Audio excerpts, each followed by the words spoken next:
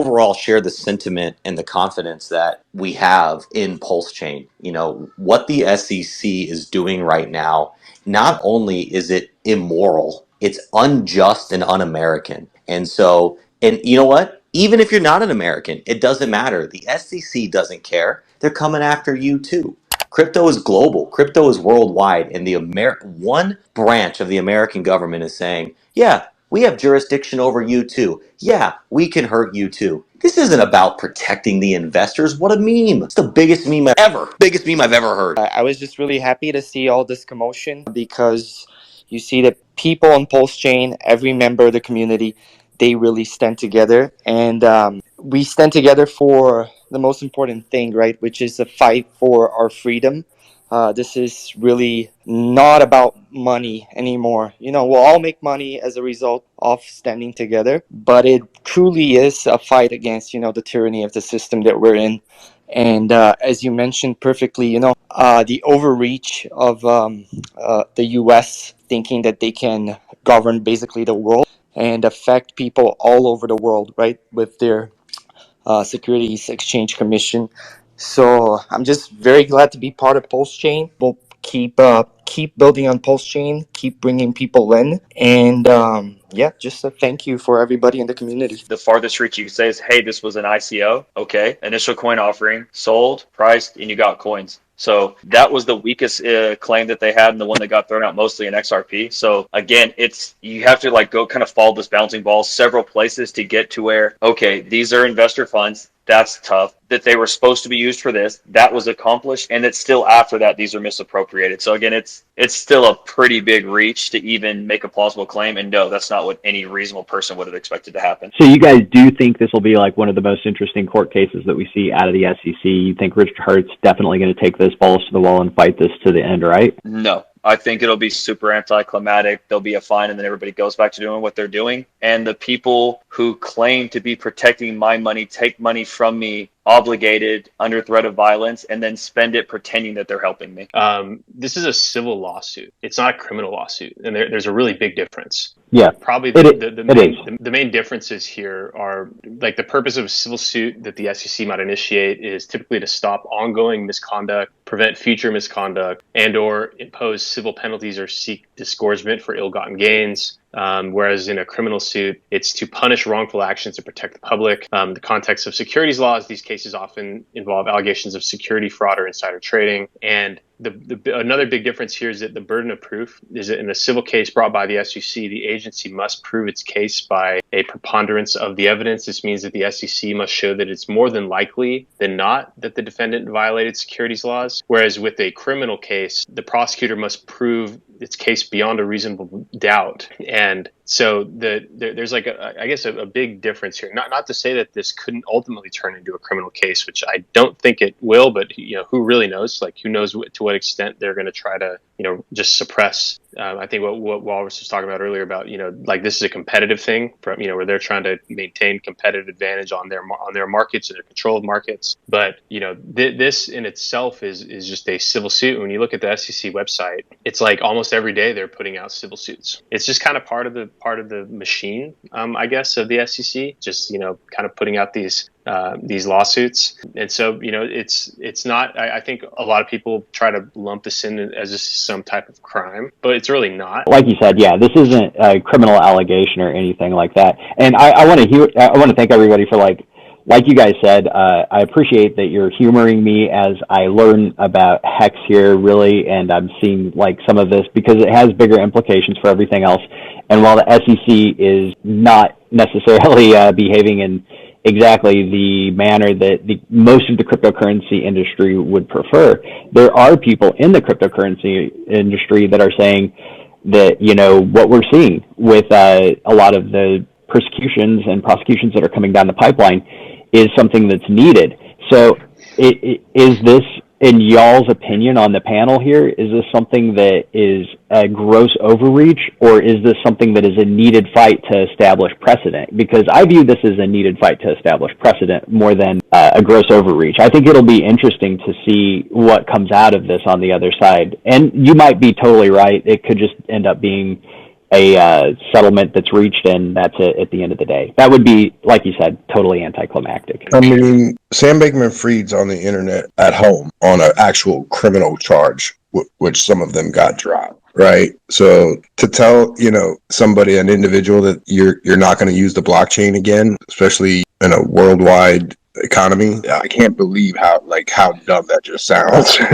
The SEC is just an extortion artist. As far as the security side, it's the same as basically every other asset that's ever had a raise, and they really haven't won any of those yet. This would be a tough one to win, in my opinion, for that regard, especially going after somebody that if you don't have any way to inhibit, assuming all those funds are RRHs and he has access to them, which would be part of their claim here, right? That he has access to all these and misused them. Assuming that was correct, that makes him a very poor person to go after, because somebody sitting there with $1 billion worth of ammo is not my first person to go pick on. So the first, I think, what we'll see is that in some way they try to hold those funds in some type of relief. If they are unable to do that, that makes it significantly harder to try. And also, he's an individual, which gives him some extra routes. These aren't locked in different entities. The same way they're categorized differently on like Hex, Pulsex, and Pulsechain is like even like alter ego. So it's funny in some of the wording they chose to use. But there's really not much precedent here. So as far as like misallocation, I mean, that's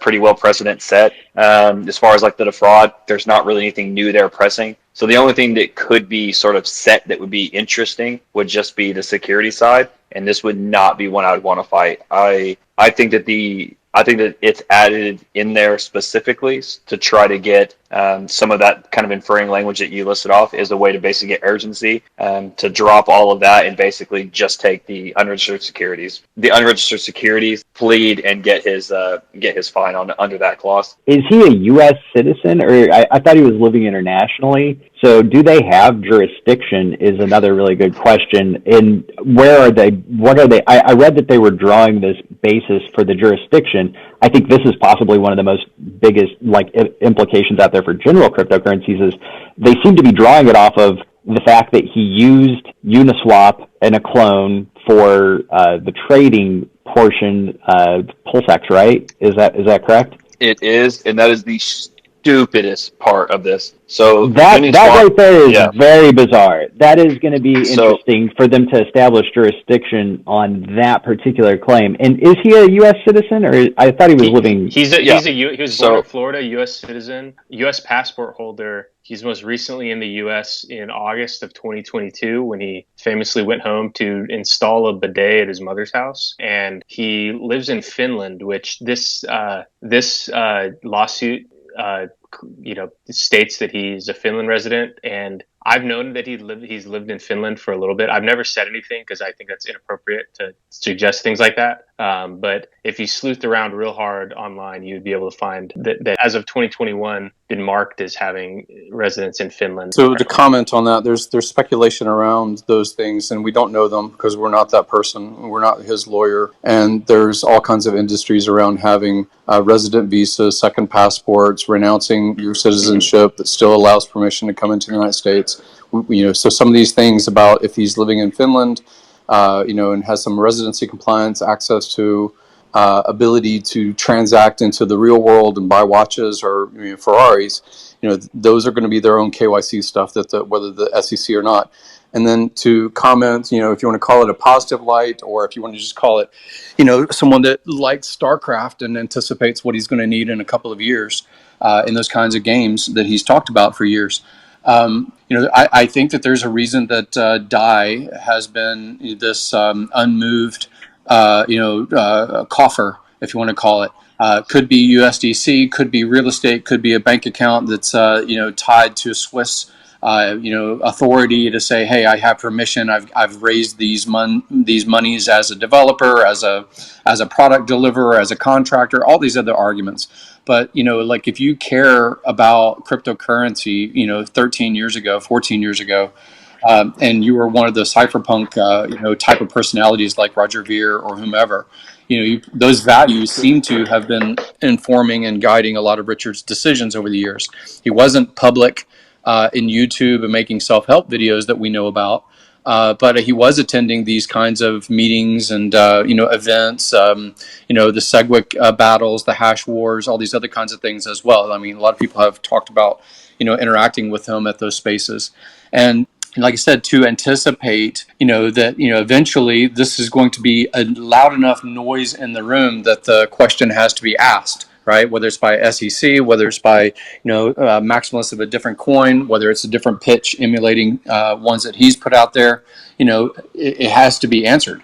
And I think most of the community, at least, whether they said it out loud or not, anticipated that these things would happen, especially when we had rumblings from the SEC. We had, all of the highlighting, all the people that were, saying, hey, it's great to be outbound outrage marketing, and other people that were saying, hey, this is horrible. This is just going to call, attention to the product or to the culture. Like, these things, to me, have always been foreseen by Richard. They're just not talked about until now.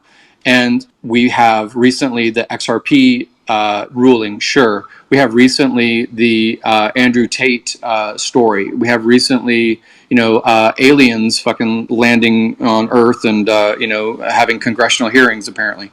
So, like, there's all kinds of things to grab public attention in the sea of noise. And, this is just ours. There's a reason there's 1,200 people in this room, and it's not the AI or the alien room today.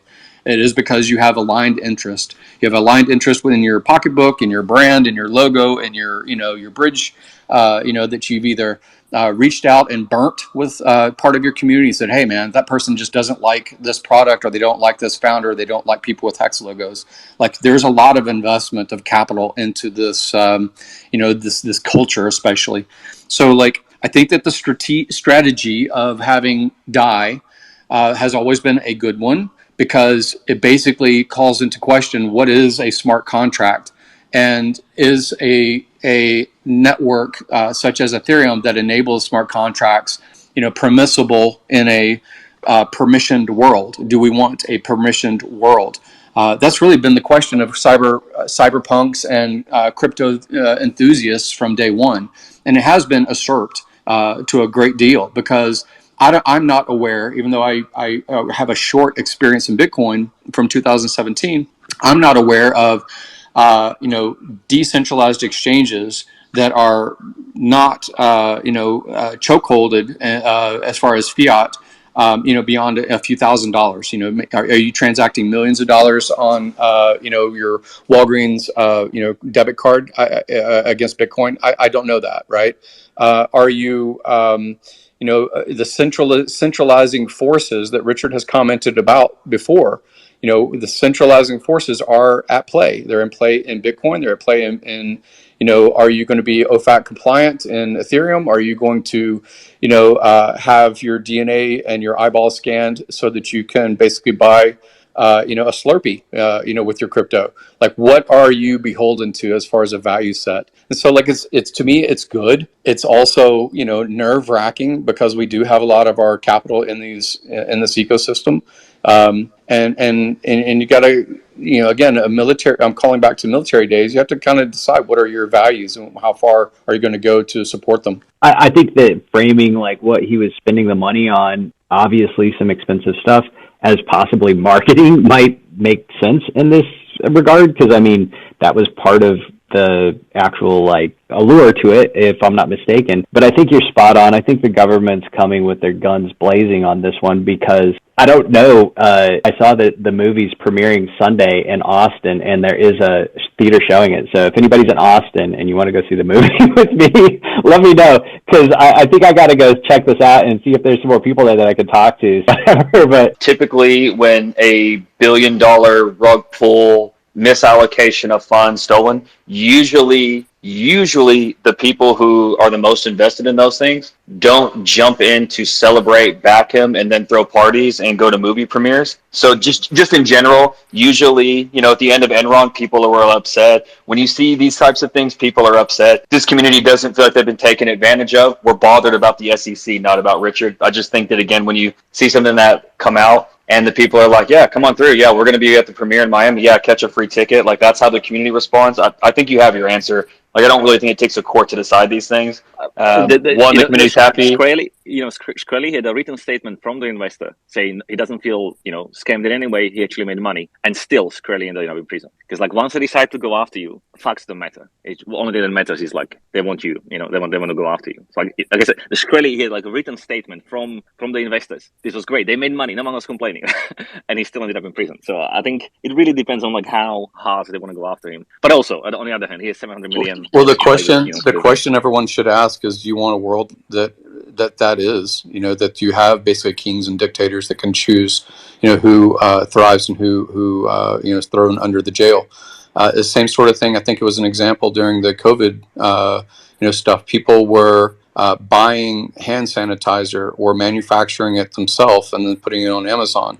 And I remember that there was someone that made like 70,000 bottles of sanitizer, bought it from the open market for the price that was available, and it was even a premium price, and then was putting it on Amazon. And I remember that they got thrown under the bus and had to basically disgorge. So like the question is, what world do you want in this digital economy going forward? Do you want a world where you do not have intellectual property even anymore, right? Can you throw code into the internet and have it be openly perused and engaged with? What I wanted to mention is that if anyone was paying attention, what were the most things that got affected with this news? It's mostly the copies. Everything else is pegged. Like I'm watching all wrapped assets and they're trading almost at the same value. That means people have faith. And again, you guys have a community, and it's a big, really big community. And there's a lot of people that support both Pulsechain and Richard Hart. But at the same time, why are those assets trading at the same value? Again, I take opportunities. Usually when I see something like this, I would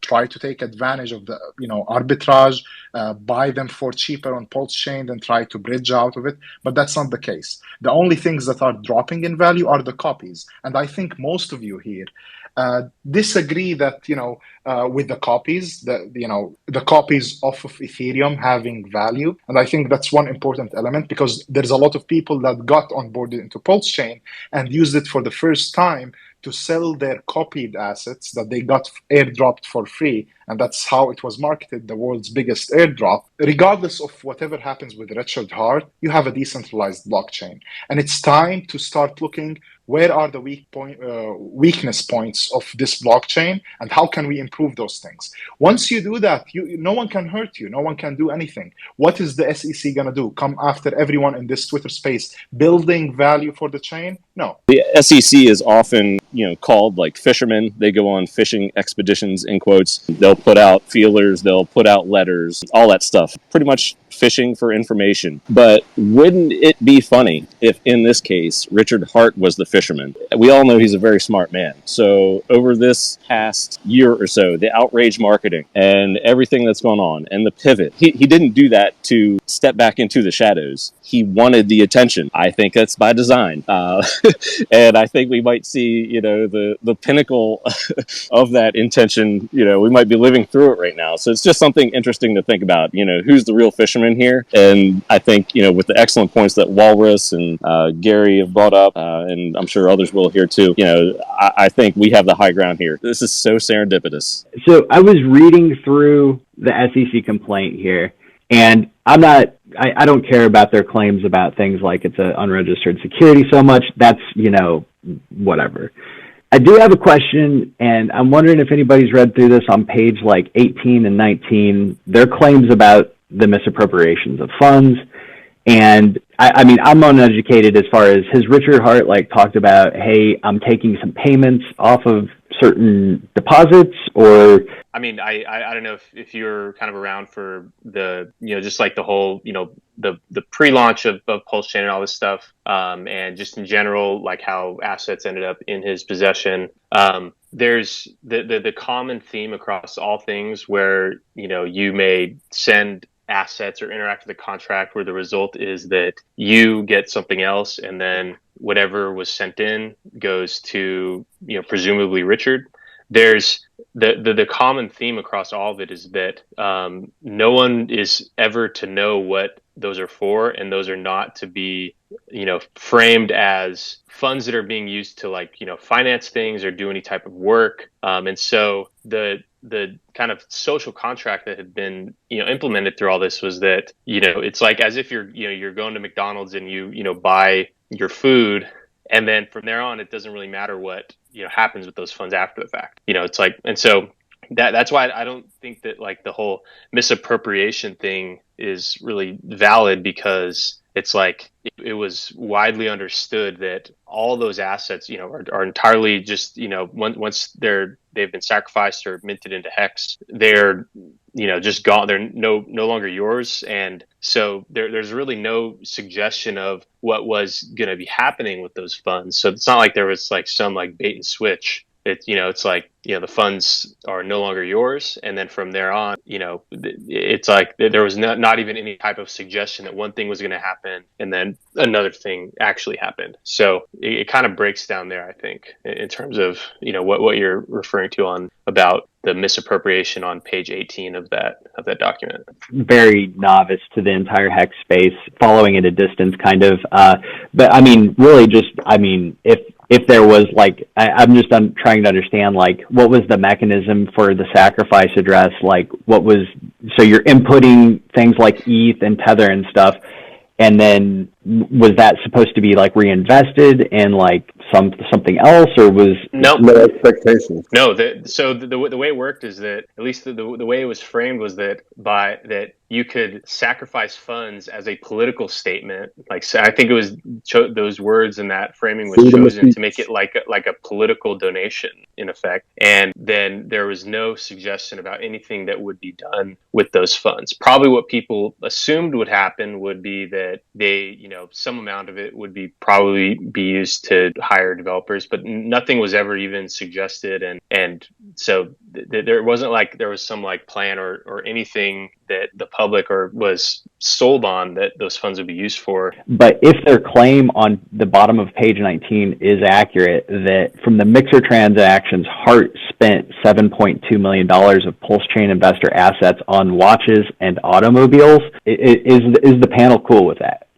I mean, I'm not saying that you shouldn't be also. I mean, he is possibly using that for marketing, it looks like, and possibly using that for furthering the marketing behind Hex. So maybe that. Everyone will be entirely okay with it, because everyone went into it with that premise of the no expectations. As soon as you send your money in, it's no longer yours. This is not for, anything. Dude's been a millionaire for 20 years. He probably already had that money.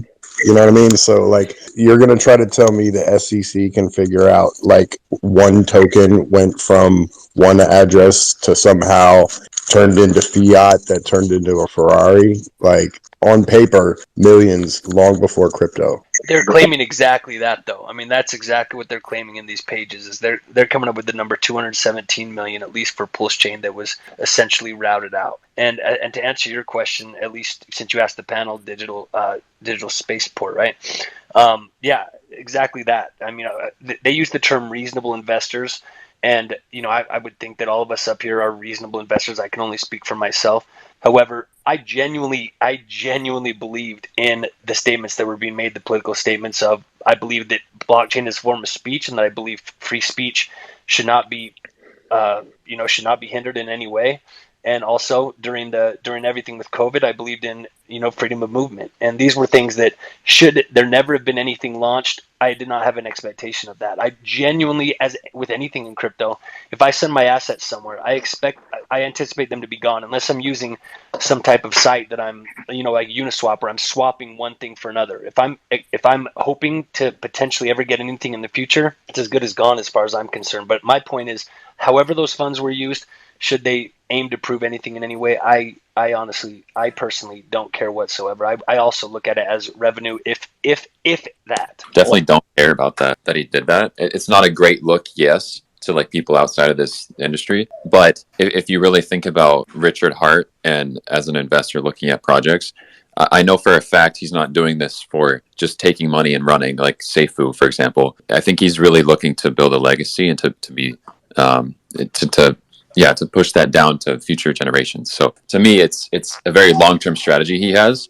And that's why, yes, I could lose all my money in Hex and Pulse, but I also believe He's not just going to take even 100 million and run, because why would he? There's a couple of things, and it kind of depends on the framing that people want to choose. And I think that's where they're going to have some of these issues proven a few of these points. So if you want to look at this as an investment, that's poor framing. Like, if anything, if you want to say that the expectation these went for development funds, okay, well then again, if that's the angle you go, okay, then RH is a general contractor. He delivered a product, and now he's going and spending his profits. Who cares? What's the problem here, right? Like, so you have to really, like, you almost have to like pick the issue with a lot. If you read through this, is they're trying to cherry pick sides where their investor funds here, they're for profit here. Like, okay, well then that's not misallocation. Like, again, so is it misallocating? Like, he misallocated funds that were intended for development. They're developed. What do you need now, right? So they don't. Again, a lot of this is really difficult, and it sounds, again, on the outside, if you didn't experience any of these things, then the language they use makes it seem damning, like he was just holding $1 billion of everybody's money and now is blowing it. It's not the case, right? So like, even depending on, again, you can tell me which direction they want to pick, and they still end up on a conclusion of where this is really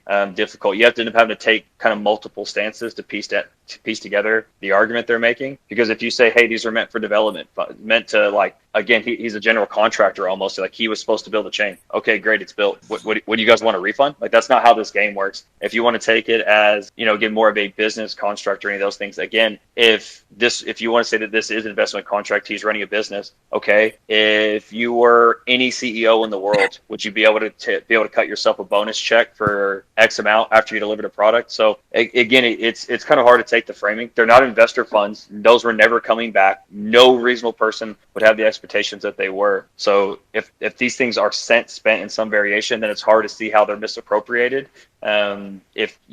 If you're saying, hey, I was supposed to get tokens. Okay, you did. Well, I wanted them to go up. Well, like, things don't always go up, right? Like, so you really end up having to kind of pick an alleyway, and then you don't get to use the rest of this language that sort of feels incriminating on the rest of it. So to me, it's a stretch in several directions to get to the places they're trying to get you. I think this is a big L for America, because I have the feeling Europeans or Asians, they're not too concerned about this crypto being regulated and so on. What is your opinion on that? Like, why does America play this game so bad? Because of corruption. So there's a few.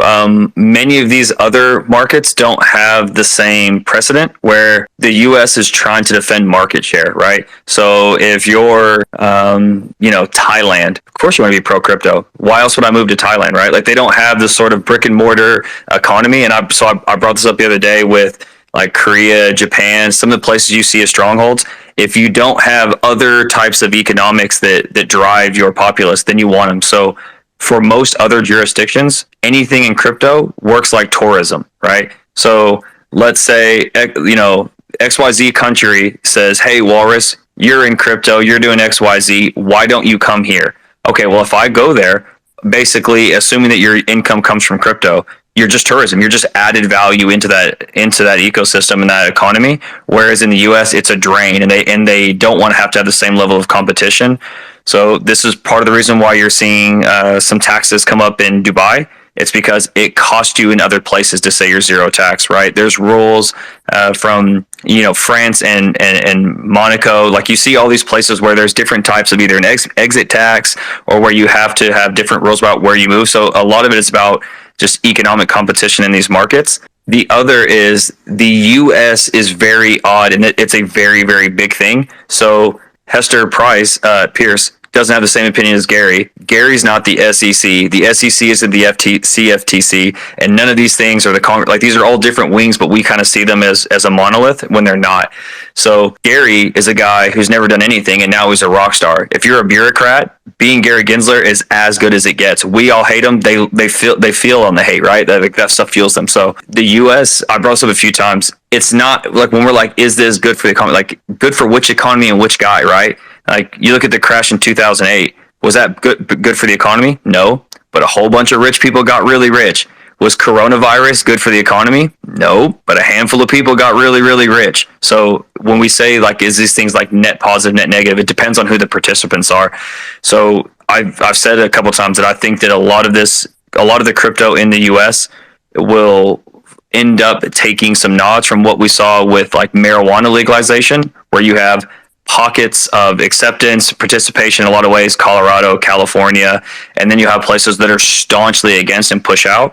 So now we see, Florida and DeSantis. We see Wyoming with like Caitlin Long and a lot of them. There's places that are pushing back against CBDCs, trying to be crypto friendly. And then there's some places that are just the exact opposite, trying to throw the book at things, backing up Gary's talking points. So the U.S. isn't one thing. And some of these issues we even see with stable coins, like break down to even federalism issues where some of the reasons why they don't want Coinbase or Paxos doing things is because they really don't want Wyoming or Texas. Think about Texas and some of its movement in politics. Does anyone think it's a good idea for those guys to have a Texas-backed dollar coin? But they can under the same structures that Coinbase had. So in the U.S., it's not just crypto and it's not just the government. Like there's splintering on both sides, and that's why you get such a convoluted message. Thank you so much for these insights. Always very interesting to have your opinion on all those things. I want to say that you guys have 100% of my support. Fuck the haters. I'm still a hex shark. I still have a strong position on both networks. There won't be any emergency end staking. And I think people should just kind of ride through the storm and don't panic and give in to these red candles. You could file a lawsuit against a human being, but you can't file a lawsuit against immutable code. If the people like the code and want to interact with it, then they have the autonomy and liberty and free will to do as they please. So fuck the government. Gensler, I take offense to comments by Eric Wall, for example, saying that Hexicans are like trailer park trash. No, Hugh, don't insult our intelligence. And I do take personal offense to that. There are some very intelligent people in this community. And I just wanted to let you guys know that I have your back and you have 100% of my support. I feel like Richard Hart is the freaking Tiger King of crypto, right? Like he is so the freaking Tiger King of crypto, which is so bankable for movies, film, television. That's probably why they wanted to do it into a full-on reality versus just the documentary, right? With the film coming out, it is also possible, because Richard is wicked smart. I've met him, heard him in a couple spaces and stuff, and he's no idiot. That's one thing. Number two is somebody who is doing that kind of scamming is not going to be that flamboyant and out there in front of everybody doing it to the level that he does. Unless he intentionally wanted that to happen, and I do not believe those are his intentions from what I've heard from him. God bless him. He is very arrogant and everything, and he's got that boisterous personality, but then it's also kind of he's kind of funny as shit because of his personality, right? So the other thing that I thought related to that is not only great for the film, because it's kind of they say no news or bad news is still good news because it's news, right? But then I also thought with the SEC cracking down on so many cryptocurrencies, and so much regulation because of the way that the blockchain and crypto has taken hold, right, with everybody being on-chain and decentralized. I also thought this might be where they're kind of using this as leverage for themselves to continue to not only put FUD out in the ecosystem, but also to continue and discourage other people who might be thinking about doing something that is next level innovative within this space.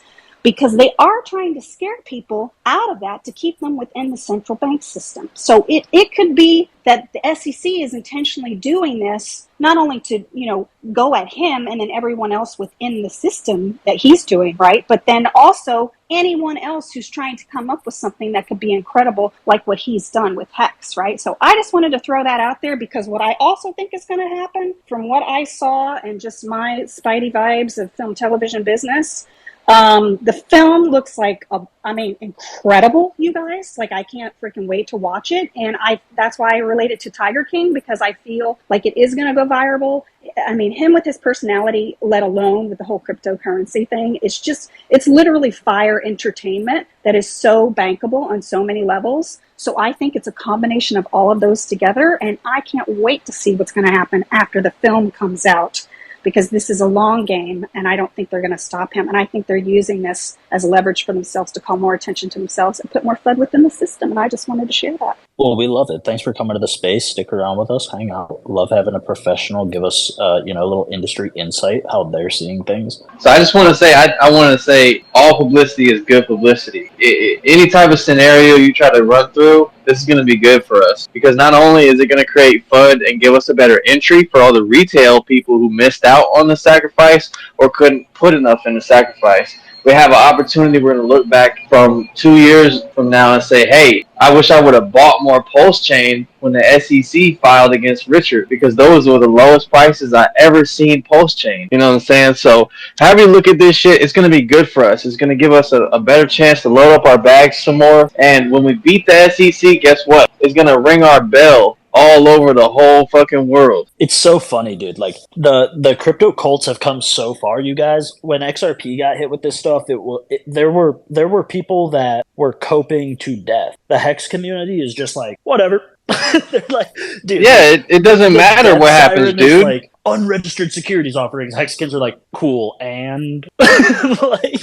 You have to remember, this is how it works, man. Anytime that the SEC sees somebody making some money, they want some money, okay? If a company who has a drug releases a drug and they kill 41,000 people, which I'm referencing a real event that happened recently, they killed 41,000 people. They go to the government, they say, hey, we want to settle outside of court, and guess what they do? They pay fees. They might have made $4 billion, and they have to pay $200 million in fees. You know what I'm saying? They just want some money. They see, oh, retailers are breaking out of the matrix. They're getting money for free. They're getting reflections. They don't have to work 60 years and retire to just a house. Let's go and try and put that up. It's just, the matrix is calling, and they're trying to knock down our door, but we standing strong. That's it. This is a corrupt government, period. This is not a conspiracy theory. I've been around a long time. I've seen it. It's a corrupt government. All they want is the money. They don't want to help you. They don't want to help retail. They want to help their rich friends. That's it. Thank you. Just want to wish you guys best of luck. We just went through this in the Ripple and XRP case. Stand strong, stand together. So listen,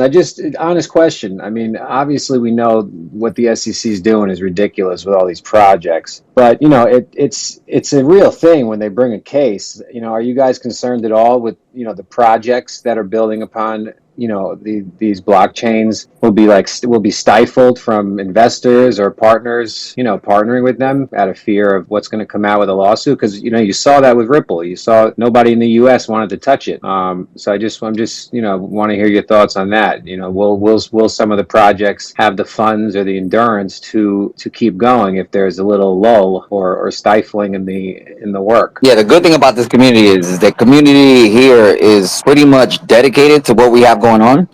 If you might not be aware of them, but we have majority of our builders and community leaders in the space right now listening, hanging out, having a good time. No one's freaking out. We just had Walrus, who just dropped down recently. He's with Liquid Loan, and they said they're continuing to move forward. I work with other protocols as well, and we're moving forward, so there's really nothing we're worried about. I hear you. Listen, community is everything, and we had 75,000 XRP Army soldiers join in the lawsuit. You don't know the fallout from this, even if they are fugazi charges. What happens if some projects can't continue on without funding or partners? And I just want you guys to be prepared for that fight, because I just went through this whole fight. Ripple and the community were separate, and Ripple's business came to a halt in the U.S. And we didn't think about that the first day that it happened. I think the main difference here is that with the Ripple case, there was a fight against a particular corporate entity, whereas this court case is just based off of one individual. Now, I don't know how deep this is going to go, but the way I look at this, I'm presuming this is going to go kind of similarly to the way, I'm not a lawyer, but the way EOS went, where I'm presuming Richard could just easily pay a fine, and this could just be something that he pays for. I'm presuming maybe with the, I don't know what he could pay this from, but I'm presuming this is not something where it's a regulatory and where it's a corporation being, attacked. I hear you. So just so I know, clarity, because I want to see if the prices go down. Maybe I'll dabble. But the Pulsechain and Pulsex and Hex, are those not projects on the blockchain, or those are just Richard Hart affiliated? Pulsechain, Pulsex, and Hex are Richard Hart oriented projects that were launched by Richard. And they don't affect the rest of the Hex. The third-party projects that launch on Pulsechain are not correlated with. They were not created by Richard Hart. Do they need Pulsechain to operate? Pulsechain is operating and is fully decentralized. Yes. All the validators are community members. The initial validators that it launched with were completely shut down, and the tokens that it was holding were burnt. So Richard Hart, as far as keeping the chain up, has no involvement. All right. Yeah.